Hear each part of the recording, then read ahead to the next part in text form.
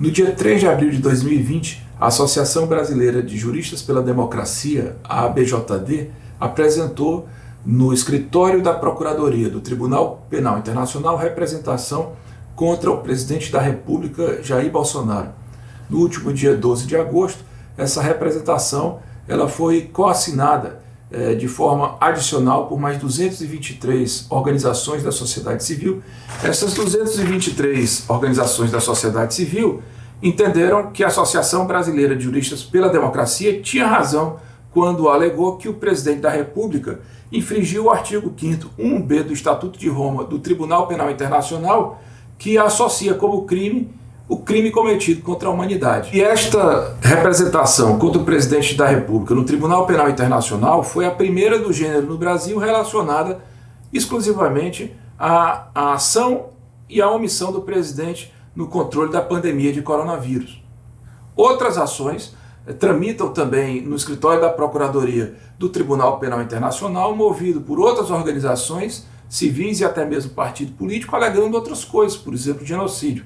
Esta diz respeito apenas a crime contra a humanidade. O presidente da República descumpre a própria legislação nacional, no caso a Lei 13.979 de 2020, que já é desse ano e que prevê os trabalhos que o governo tem que ter no controle da epidemia, mas que prevê também medidas de distanciamento social, uso de máscaras, medidas de contenção que são recomendadas pela Organização Mundial de Saúde, mas que sistematicamente o presidente veio descumprindo abertamente desde que chegou de uma fatídica viagem dos Estados Unidos no final de março, quando boa parte da sua comitiva ali presente apresentou positivo para a doença de Covid-19.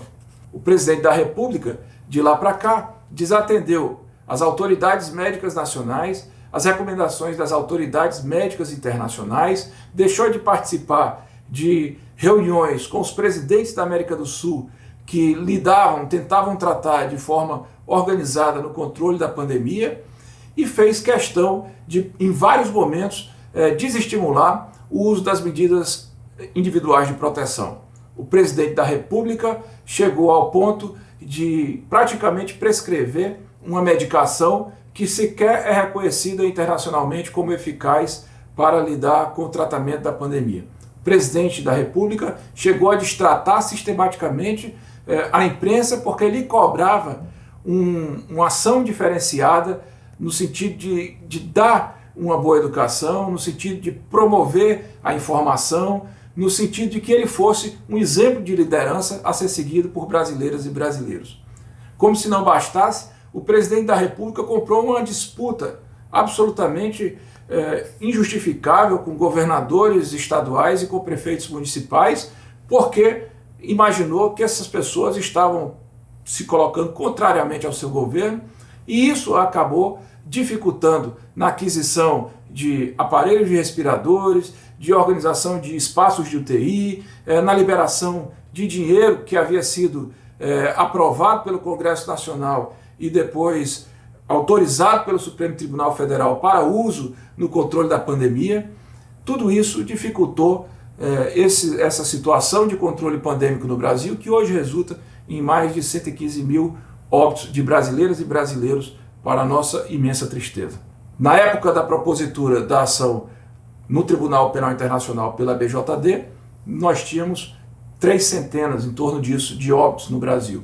O Brasil ainda não chegou a estabilizar o seu platô. Não se sabe ainda se a pandemia vai durar ou se ela vai se estancar. A gente só sabe que diariamente há uma média de mais de 1.000 brasileiros mortos, que a gente sabe, inclusive pelos telejornais, a partir de informações que são apresentadas pelos consórcios que as secretarias estaduais de saúde fizeram, porque até mesmo a informação sobre os dados de Covid tem sido dificultada pelo Ministério da Saúde.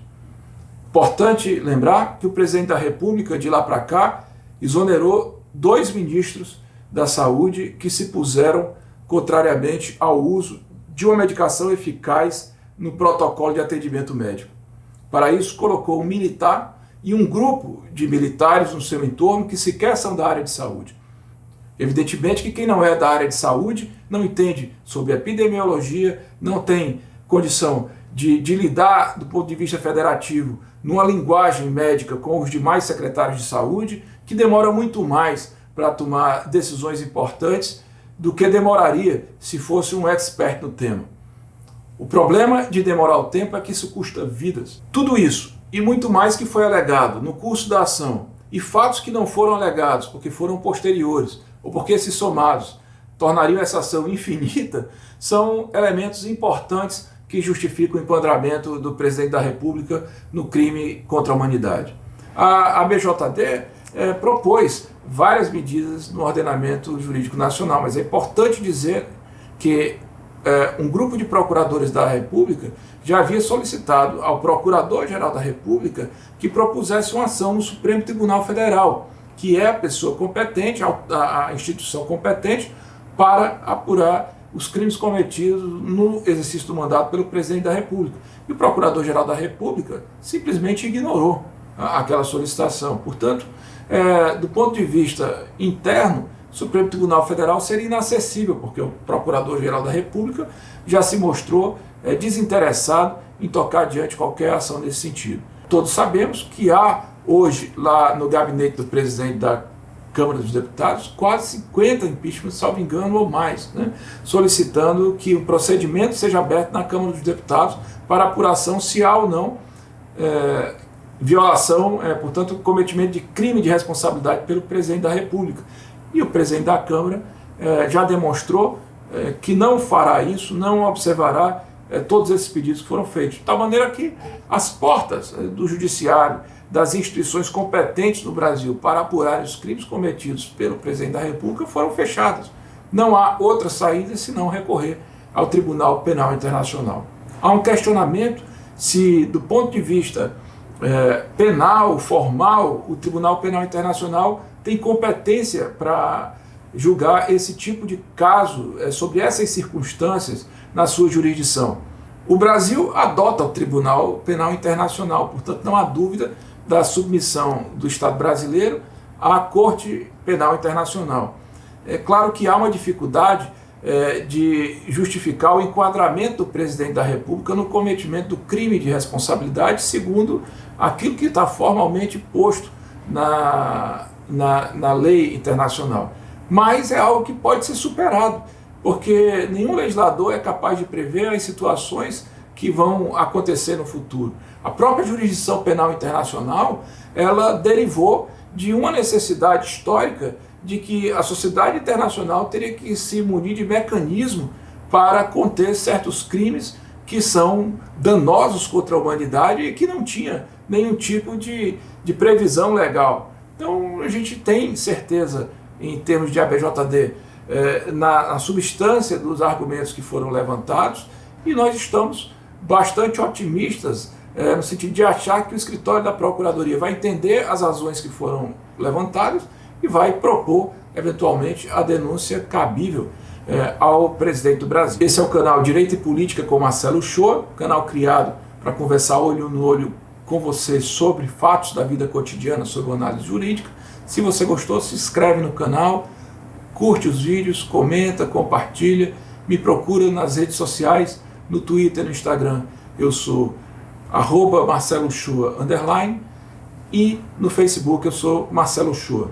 Esses vídeos estão sendo retransmitidos com muita honra pela TV 247. Assina a TV 247, que é garantia de distribuição de boa informação, de informação correta, de informação precisa, de informação honesta para todo o Brasil. E apoia a mídia independente.